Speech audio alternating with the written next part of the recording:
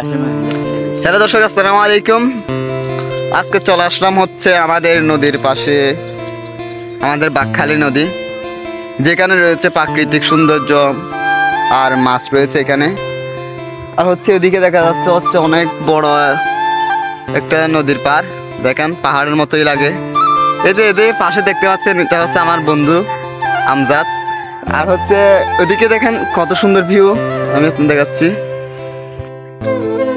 দেখেন দর্শক, এখানে দেখেন কত বড় হয়তো সাপের গর্ত, আমি আপনাদেরকে দেখাচ্ছি। হয়তো এটা সাপের গর্ত, ওইদিকে দেখা যাচ্ছে হচ্ছে এটা মনে হয় পাখির গর্ত। নদীর পাড়ে হচ্ছে এগুলো খুব ভালোভাবেই থাকে, অনেকগুলো দেখা যায় এখানে।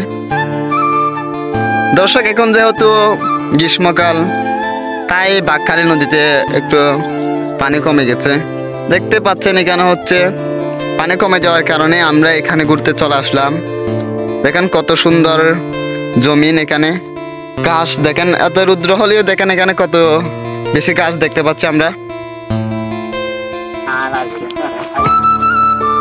দেখেন এখানে হচ্ছে গ্রীষ্মকাল, তাই উনি হেড দিচ্ছে গরুদের।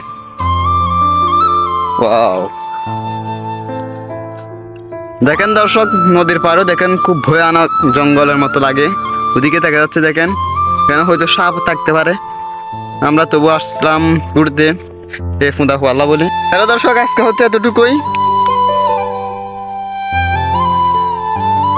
আর নতুন ভিডিওতে দেখা হবে আপনাদের সাথে।